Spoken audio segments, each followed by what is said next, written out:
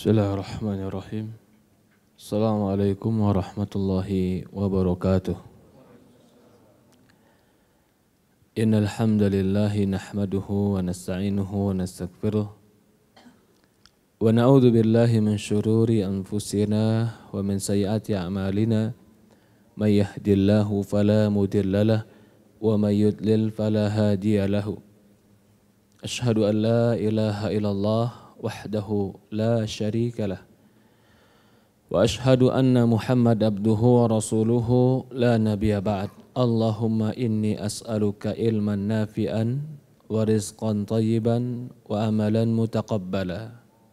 Ya Allah, kami memohon kepadamu ilmu yang bermanfaat, rizki yang baik, dan amalan yang diterima di sisi Allah Subhanahu wa ta'ala.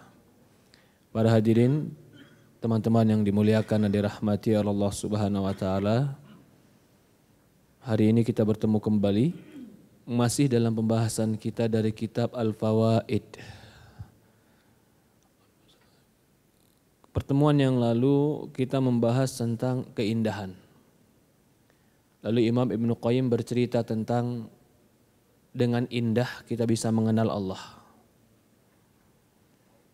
Allah itu indah, Allah mencintai keindahan. Allah ciptakan alam yang indah.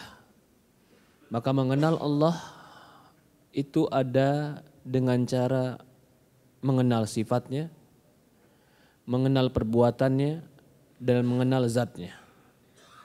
Itu mengenal Allah. Dan ilmu mengenal Allah ini penting. Hari ini kita akan membahas perbedaan Ahlu Tauhid mengenal Allah dengan kebanyakan orang atau musyrikin mengenal Allah. Maka berkata Imam Ibn Qayyim, mengenal Allah itu ada dua bentuk. Yang pertama, ma'rifatu iqrar. Ma'rifat yang mengenal Allah dengan cara pengakuan. Mengaku Allah itu ada. Ditanya, kamu percaya ada Allah? Saya dengan Tuhan percaya. Bahkan dia benci, nggak suka kepada orang yang mengatakan tidak ada Tuhan. Kata Imam Ibn Qayyim, kalau dia sudah mengakui adanya Tuhan, ini pun secara bahasa dikatakan ma'rifat, dia tahu adanya Tuhan. Disinilah ishtiraku fihan nas. Ma'rifat yang sekelas ini atau ma'rifat yang seperti ini banyak manusia yang mengakuinya. Bahkan kalau kita mau berlebih lagi, pengakuan kalau Tuhan itu ada, itu hanya bukan pengakuan manusia. Pengakuan tentang Tuhan itu ada, Iblis pun mengakui Tuhan itu ada. Ketika Iblis memanggil nama Allah, Rabbi bima aghwaytani. Ketika kau sesatkan aku, Rabbi, dia panggil Allah dengan apa? Rabbi. Berarti dia tahu ada Tuhan. Khalaqtani min nari wa khalaqtahu min tin. Ketika Allah mengatakan ma mana'aka alla tasjuda lima khalaq, alla tasjuda id amartu. Apa yang menahanmu ketika kau sujud ketika kau perintahkan? Khalaqtani min nari wa khalaqtahu min tin. Kau ciptakan aku dari api, kau ciptakan manusia dari tanah. Ma'rifat dalam fase ini bukan hanya manusia, iblis pun masuk dalam fase ini. Ini ma'rifat juga kalau secara bahasa. Bahkan kata Imam Ibn Qayyim, al-birru wal fajir muti'ul ma'asih. Orang baik, orang jahat, orang taat, pelaku maksiat, pembangkang tahu bahwasannya ada Tuhan. Berarti orang yang tidak mengakui adanya Tuhan, dia sama iblis kira-kira tinggian mana, Pak? Iblis bukan sombong kepada Allah dan mengatakan tidak ada Tuhan. Tidak. Iblis itu sombong, gak mau ikut perintah Allah untuk sujud dan dia untuk menunjukkan dia sujud kepada Adam, dia nggak mau. Sombongnya cuma kepada Adam. Bukan sombongnya kepada Allah. Ketika kepada Allah dia katakan, Rabbi, kau Tuhan. Wa bi'izzatik, dengan kemuliaanmu ya Allah. Dia tetap memuliakan Allah. Tapi setelah itu dia berkatakan, dia sumpah dengan sumpahnya, la'uwiyannahum ajma'in, aku akan sesatkan mereka semua. Iblis tahu ada Tuhan. Tapi dia enggak mendorong pengetahuannya itu beribadah kepada Allah. Pengetahuan yang seperti ini pengetahuan yang hampir semua makhluk mengetahui. Orang musyrikin di zaman Rasulullah SAW. Allah sebutkan di Quran beberapa ayat. Wala in sa'altahu man khalaqas samawati wal ard. Kalau kau tanya pada mereka, orang-orang musyrikin, man khalaqas samawati wal ard, siapa yang telah menciptakan langit dan bumi? Allah jawab, Allah katakan, la yaqulannallah, pasti mereka akan mengatakan Allah yang menciptakan langit dan bumi. Siapa ini? Orang musyrikin. Ma'rifat gak dia adanya Tuhan? Ma'rifat. Ini ma'rifat yang tingkat pertama, maka itu ma'rifatnya musyrikin. Jadi jangan merasa orang sudah mengaku adanya Tuhan, Allah itu satu, lalu dia katakan saya akan masuk surga Ustaz. Kenapa? Saya sudah mengakui keberadaan Tuhan. Lah. Kau mengakui tapi kau tidak mematuhi. Stepmu hampir mirip seperti stepnya iblis. Iblis mengakui tapi tidak mematuhi. Iblis tahu tapi membangkang. Bahkan iblis betul-betul tahu tapi dia nggak mau ibadah kepada Allah dan mematuhi perintah Allah. Wathani, ini yang kedua. Ma'rifatu tujibul haya'u min. Nah, ini dia. Orang yang mengenal Allah, yang mengantarkan dia, mengharuskan dia malu terhadap Allah. Wa mahabbatullah. Dia kenal Allah karena yang mengantarkan dia mencintai Allah. Wa ta'alluqu qalbi bih. Yang akhirnya dia menggantungkan harapan hatinya semua kepada Allah. Wa syauqu ila liqa'ih. Dan sampai dia rindu bertemu dengan pertemuan Allah. Wa khasyatahu, dia takut kepada Allah. Wa inaba ilaih, dia kembali kepada Allah. Wal unus bih, dia merasa nyaman jika kembali kepada Allah. Wal firaru min khalqi ilaih, dan dia lari dari makhluk menuju Allah. Wa hadha hiya ma'rifatul khas, inilah ma'rifat yang khusus. Al-jariyah ala lisan qaum, yang diinginkan oleh kebanyakan para ulama. Jadi kalau kita berbicara ilmu ma'rifatullah, ini ilmu sebenarnya. Ilmu yang dengan ilmu itu kita merasa dekat dengan Allah. Ilmu yang dengan ilmu itu kita merasa malu dengan Allah. Yang dengan ilmu itu kita merasa bersyukur kepada Allah. Yang dengan ilmu itu kita sadar tidak ada tempat bergantung kecuali Dia. Yang dengan ilmu itu menyebabkan kita takut berbuat dosa. Yang dengan ilmu itu kita mengagungkan dan memuliakan Allah. Itulah yang makrifat sebenar-benarnya. Sama seperti orang dikatakan, kamu percaya ada neraka? Kalau orang Indonesia, Pak, orang kita kebanyakan bertanya, percaya kepada neraka? Percaya Ustaz, dari kecil saya percaya. Rasanya panas atau dingin? Panas neraka Ustaz, 70 kali lipat. Pernah kamu pegang? Belum pernah. Tapi kamu yakin? Yakin. Itu makrifat, tahu.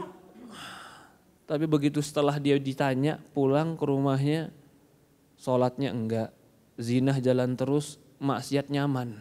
Kamu tahu neraka atau enggak tahu? Tahu Ustaz.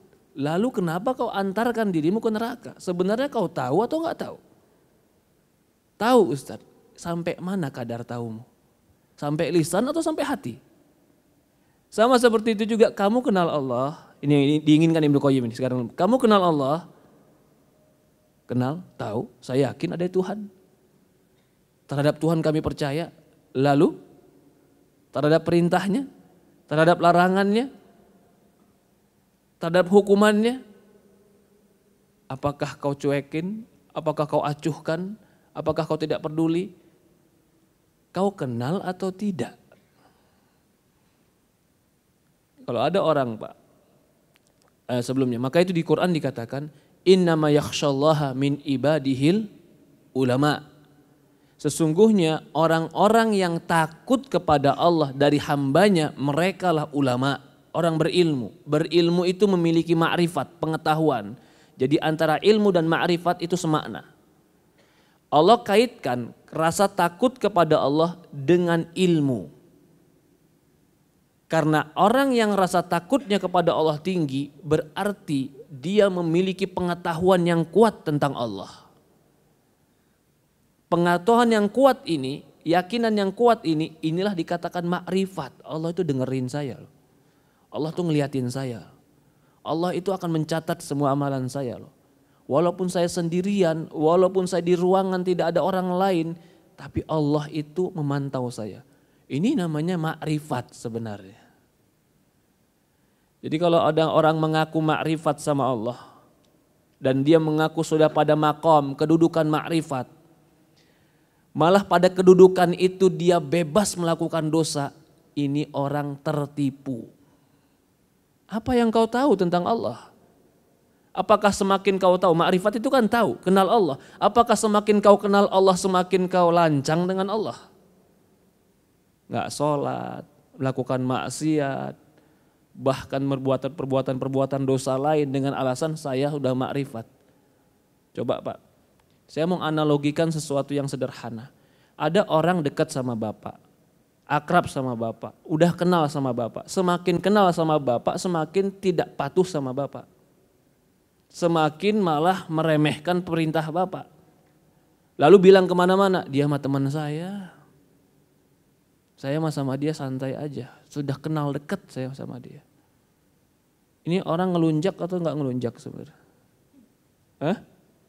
Ini ngelunjak ini orang. Kurang ajar. Loh, kata Ustadz, barusan tambahin kurang ajar kata dia. Kenal sama Allah malah enggak menyembah Allah. Kenal sama Allah malah berlaku maksiat ketika dikabarin, saya wali. Saya udah kenal, kalau kamu masih tingkatnya belum makrifat. Saya sudah makrifat, sudah hakikat. Penipuan. Siapa yang dia tipu Pak? Nipu dirinya sendiri. Orang berilmu bisa ditipu, orang beriman bisa ditipu? Enggak bisa, Nabi aja sholat. Abu Bakar aja nangis dengan dosanya. Umar aja mencari Uwais Al-Qarni, Uwais doain aku supaya Allah ampuni dosaku. Umar bin Khattab. Tingkat wali seperti apa lagi ya Allah seberikan label kepada mereka radhiyallahu anhum wa radu'an. Imam Ibnu Qayyim menjelaskan kita ini tingkat makrifatnya mana? Inilah tingkat makrifat yang benar. Sekarang ini kalau ada orang diajak tentang sholat, tentang fikih, tentang puasa, oh kamu baru tahu apa katanya? Syariat, belum kenal hakikat dan makrifat. Kita sudah analogikan. Semakin kau kenal sama Allah, harusnya kau semakin takut sama Allah.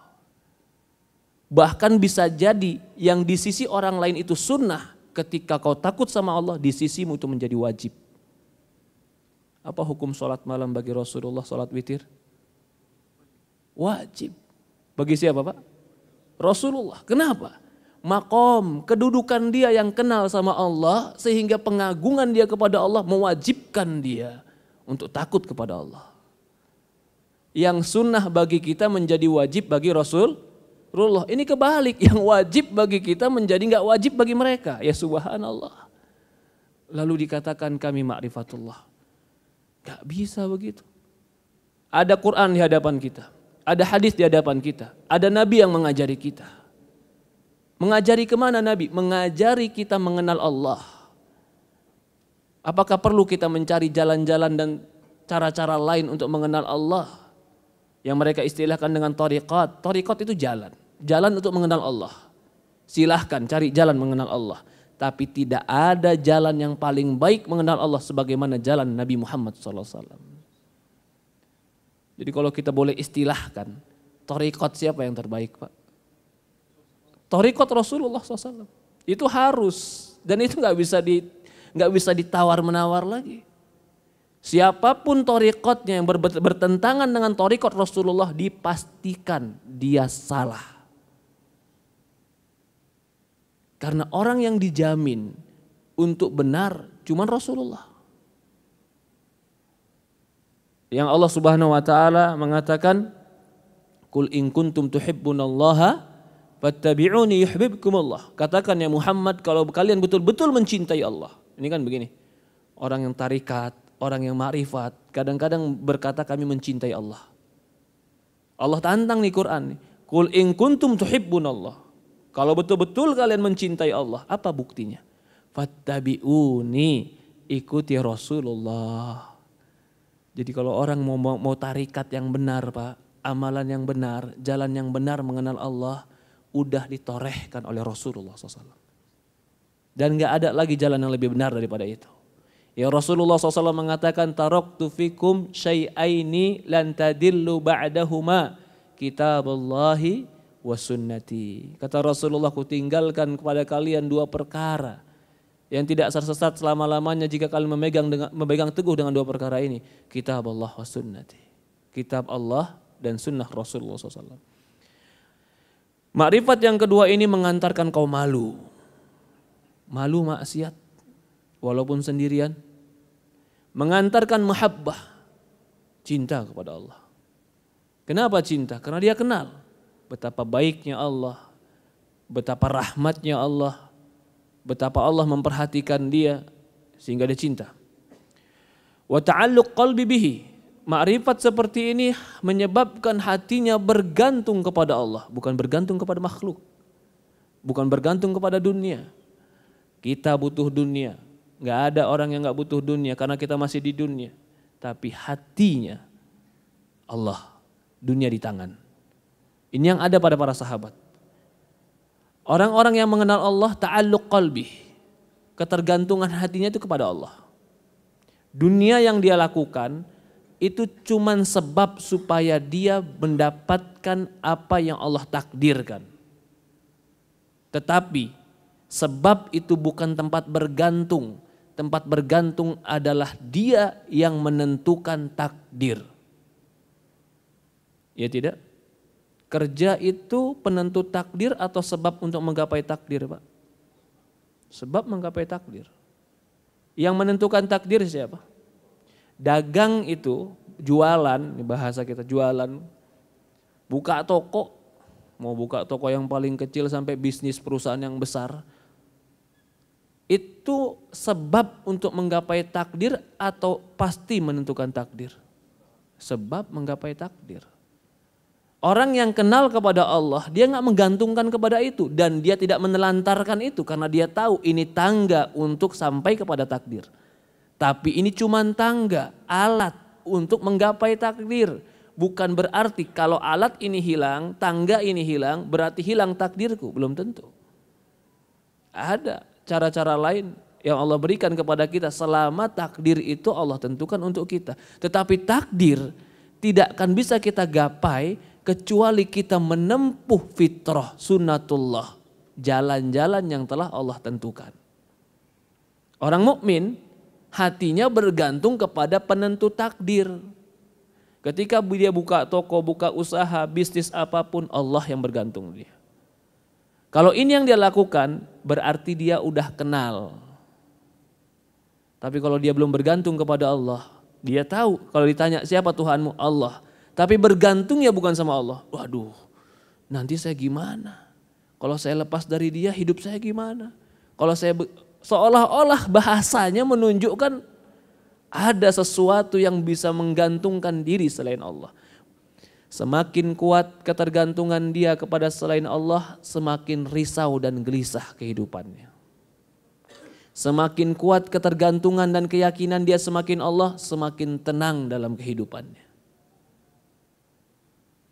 Kenapa para nabi tidak pernah risau dengan dakwah mereka?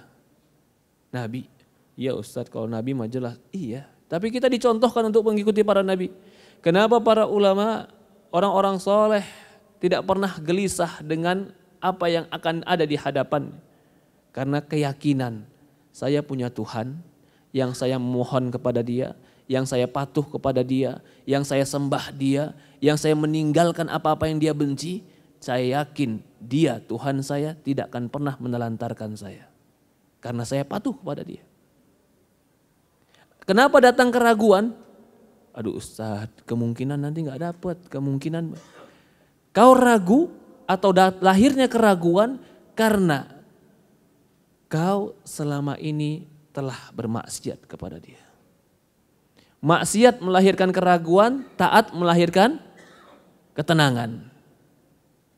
Coba contoh lagi. Walaupun sebenarnya Allah lebih mulia, tidak mungkin pernah dicontohkan dengan makhluk. Saya cuma ingin mendekatkan permisalan. Ada orang yang kita tahu punya kemampuan, tapi kita sama dia hubungannya gak baik. Ketemu debat, ketemu gak pernah salam, kalau ngobrol juga akhir-akhirnya gak enak. Padahal kita tahu dia punya kemampuan bantu kita. Begitu suatu hari kita terjepit masalah atau mendapatkan sebuah masalah, kita yakin gak dia menolong kita? Kenapa? Hubungan saya jelek sama dia Ustaz. Ya iya. Kamu gak yakin dia menolong kamu karena hubungan kamu sama dia jelek. Coba hubungan kamu baik sama dia. Yakin saya, pasti dia tolong saya. Bagaimana itu akan tumbuh kepada Allah kalau hubunganmu jelek kepada Allah? Kalau hubungannya jelek sama Allah lalu gak yakin, lalu ada orang yang yakin menceritakan keyakinannya, lalu dia katakan, itu mah cuma omongan. Ya subhanallah. Ketidakyakinanmu itu bukan kebenaran. Ketidakyakinanmu itu adalah kelemahan. Ketika ada orang bercerita tentang sesuatu yang dia yakini, Allah pasti tolong. Dan dia yakin itu. Itu adalah kebenaran. Ketika keyakinan atau ketika keraguan tadi, kebimbangan tadi sudah dibenarkan di dalam hati. Akhirnya dia meragukan orang yang yakin. Ini fase yang lebih tinggi lagi. Meragukan orang yang yakin. Jadi ketika kita bilang tawakal sama Allah, insya Allah banyak yang halal. Ya Ustadz ngomongnya tawakal aja. Kenapa? Karena tingkat keyakinannya beda. Kenapa tingkat keyakinannya beda? Ma'rifatnya beda. Yang semakin kenal semakin yakin. Yang gak kenal tidak yakin. Lalu yang tidak yakin sudah merasa bahwasannya dirinya benar, menyalahkan orang yang yakin. Inilah dunia kebalik. Yang benar disalahkan, yang salah dibenarkan. Maka itu Rasul berdoa, Allahumma arinal haqqa haqqa warzuqna tiba. Ya Allah, tampakkan kebenaran itu kebenaran untukku agar aku bisa mengikutinya. Tampakkan kejelekan, kebatilan itu batil untukku agar aku menjauhinya. Karena ada orang yang nampak bagi dia kebenaran itu adalah kebatilan. Kebatilan itu adalah kebenaran. Apa faktornya? Kembali lagi kepada keyakinan. Keyakinan karena ada ma'rifat. Ma'rifat itu adalah ilmu dan iman. Jadi ilmu ma'rifat tentang Allah itu ilmu yang penting sebenarnya. Ilmu yang penting dan sangat penting, bahkan ruhnya ilmu. Dari semua ilmu agama yang paling tinggi, ruhnya itu adalah mengenal Allah. Yang mengenal tadi mengantarkan kepada malu, yang mengenal tadi mengantarkan kepada takut, yang mengenal tadi mengantarkan kepada cinta, yang mengenal tadi akhirnya mengantarkan kepada rindu untuk bertemu dengan dia. Bagaimana tidak rindu? Dia berjuang selama ini meninggalkan yang haram untuk dia. Dia berjuang selama ini mengeluarkan yang dia cintai untuk dia. Dia berjuang selama ini bangun malam untuk bertemu dengan dia. Dia perjuangan-perjuangan yang dia lakukan untuk dia Allah. Maka dia akan rindu bertemu dengannya. Wa khasyatah wa inaba ilaih. Mengenal ini, makrifat yang khusus ini akan melahirkan takut, mengagungi. Semakin tahu kita orang ini semakin hebat, semakin kita kagum, ya tidak? Kagumnya kita karena kita tahu dia hebat. Orang yang nggak tahu dia hebat akan menganggap dia biasa-biasa saja. Itulah namanya ma'rifat. Sebesar apa pengetahuanmu tentang Allah, sebesar itulah pengagunganmu kepada Allah. Ya Rabb. Maka para nabi, Nabi Muhammad Pak. Suatu hari ada perempuan dinikahi oleh Rasulullah SAW. Perempuan ini terkenal bangsawan, cantik, kaya. Ketika malam pertama masuk ke Rasulullah SAW, dia cemburu dengan Rasulullah. Namanya Rasulullah punya istri banyak, cemburu. Apa yang dia bilang? A'udzu billahi minka. Aku berlindung kepada Allah dari kau. Biasa kita bilang a'udzubillah dari siapa? Syaitan. A'udzu billahi minka. Kata Rasulullah, engkau telah berlindung kepada yang maha agung. Maka kau terlindungi. Maksudnya cerai. Orang mungkin nganggap, lu kok langsung dicerai Ustaz? Dia udah minta perlindungan kepada yang satu yang paling kita agungi, yang paling kita takuti, yang paling kita hargai. Kalau dia minta perlindungan ke situ, kita langgar juga perlindungannya, kita nggak menghargai dia. Bentuk pengagungan Rasulullah kepada Allah, apa itu? Dikabulkan permintaan perempuan ini. Karena mengagungkan Allah dalam dirinya. Kalau kita melihat mungkin dari sisi lain. Tapi tidak. Rasulullah karena ingin mengagungkan Allah. Kau telah berlindung kepada yang maha agung. Karena maha agung tadi, segan, hormat, memuliakan, terpenuhi permintaan. Tidak pernah disentuh itu perempuan, diceraikan Rasulullah SAW. Ini bentuk pengagungan kepada Allah Subhanahu wa taala. Wa man yu'addim sya'airallah fa innahu min taqwal qulub. Maka itu Allah katakan di Quran, barang siapa yang mengagungkan syiar-syiar Allah, agama Allah, fa innahu min taqwal qulub. Itu bentuk dari ketakwaan di hati. Jadi semakin dia mengagungkan Quran, semakin takwa hatinya.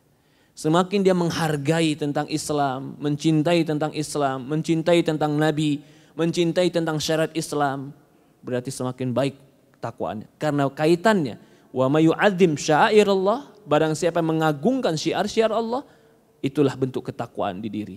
Kenapa dia mengagungkan? Karena dia ma'rifatullah, mengenal Allah. Katanya lagi di sini, wal firaru min khalqi ilaih. Dia lari dari makhluk menuju Allah. Fafirru ilallah. Ini kalimat ini sebenarnya, kalimat larilah kepada Allah. Ini kalimat yang dibahas oleh Ibnu Qayyim, pembahasan yang sangat bagus. Larilah menuju Allah. Maksudnya lari menuju Allah. Kalian biasanya lari dari apa? Dari yang ditakuti. Kepada siapa? Kepada yang bisa melindungi dari yang ditakuti. Siapa yang paling kalian takuti? Kalau kalian takut kepada dunia, Allah tempat berlindung. Kalau kalian takut kepada Allah, maka tidak ada tempat berlindung kecuali Allah juga. Fafirru ilallah, larilah kalian menghadap Allah. Wa hadhihi ma'rifatu khas, inilah ma'rifat orang yang khusus. Tafawutuhum fiha la yuhsi. Tingkat jenjang manusia dalam ma'rifat ini enggak bisa dinilai, enggak bisa dihitung berapa banyaknya. Illal ladzi 'arrafaha bi nafsi. Semua orang tahu jiwanya sendiri di mana terletak ma'rifat dia. Jadi bisa jadi Pak, maaf, orang yang tidak bergelar ilmu agama, gelarnya mungkin teknik, gelarnya mungkin ilmu-ilmu dunia, tapi di sisi Allah dia punya jenjang yang baik. Bisa jadi orang yang punya gelar agama, itu cuma gelar, sertifikasi. Tapi di hati dia nggak kenal Allah dengan benar, maka dia bisa jadi di tempat yang rendah di sisi Allah.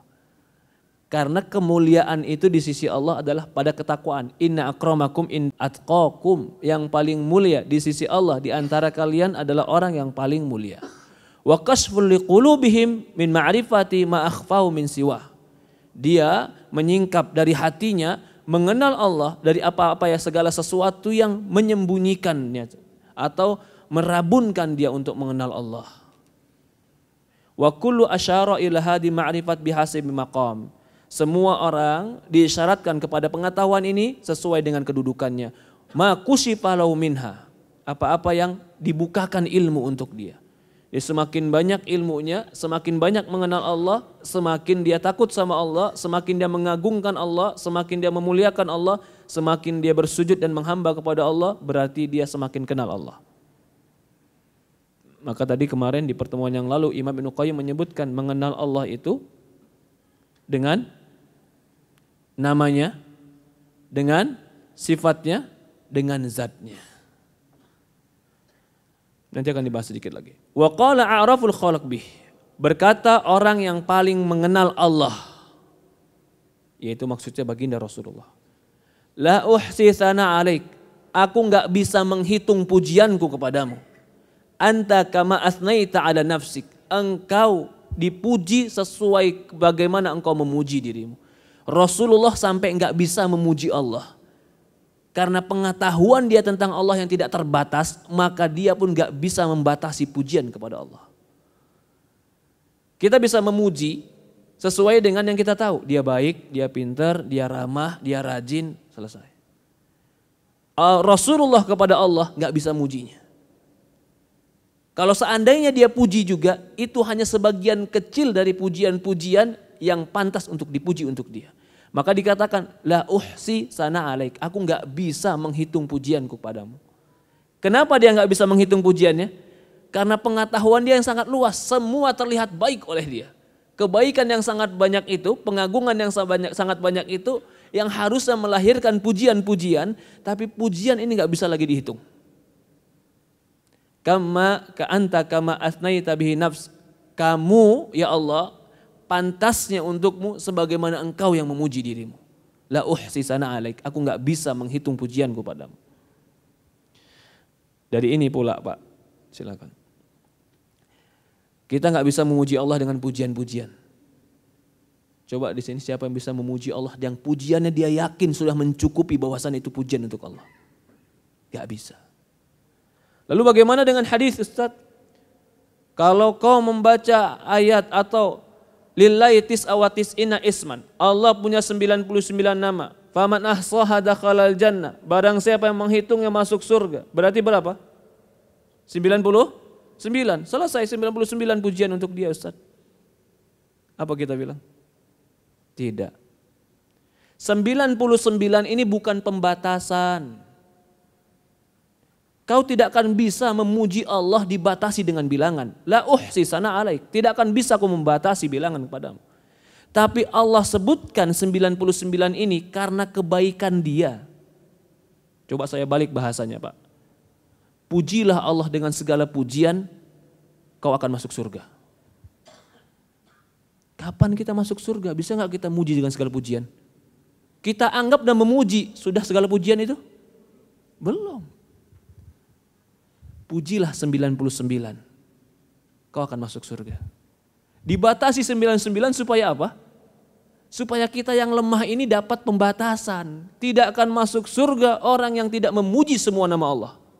Kalau bahasanya kayak begitu Pak. Kalau gitu kapan kita masuk surga? Hah? Gak bakalan bisa masuk surga kita.